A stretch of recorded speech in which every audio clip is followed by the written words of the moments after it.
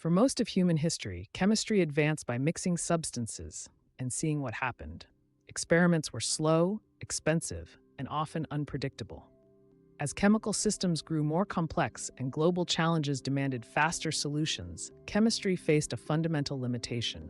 Discovery could not scale by trial and error alone. Computational chemistry emerged to remove that limitation. This is the learning studio, where chemistry is explained as a science that evolves with tools and technology. And after understanding how circular chemistry reuses atoms instead of wasting them, the next logical step is to see how chemistry can reduce waste even further by predicting outcomes before experiments are ever performed. Most people think computational chemistry is simply chemistry done on a computer, but in reality, it is chemistry guided by mathematics and physics.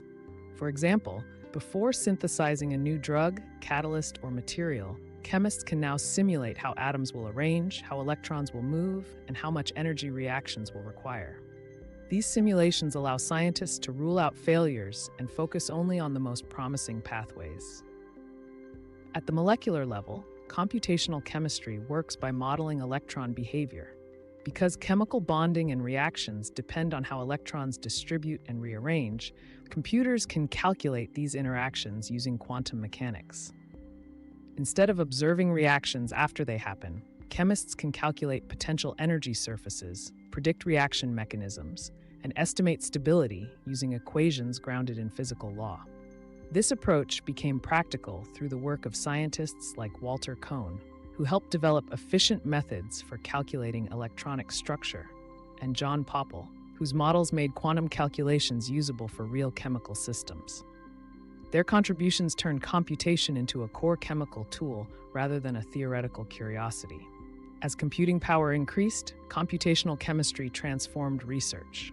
Reaction pathways could be explored without consuming chemicals.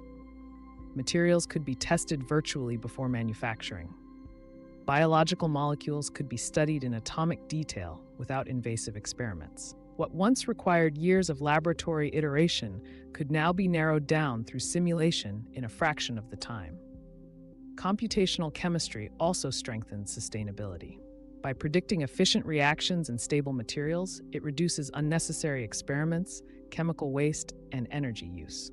This makes it a natural extension of green and circular chemistry, aligning scientific progress with environmental responsibility. Perhaps most importantly, computational chemistry changed how chemists think. Instead of asking only what happens if we try this, they could ask what should work best and why.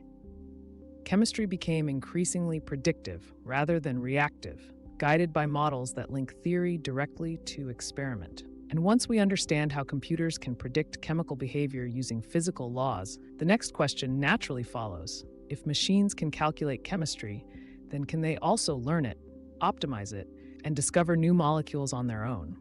That question takes us directly into the next episode, where we explore AI-driven chemical discovery and how machines are becoming active partners in chemistry itself.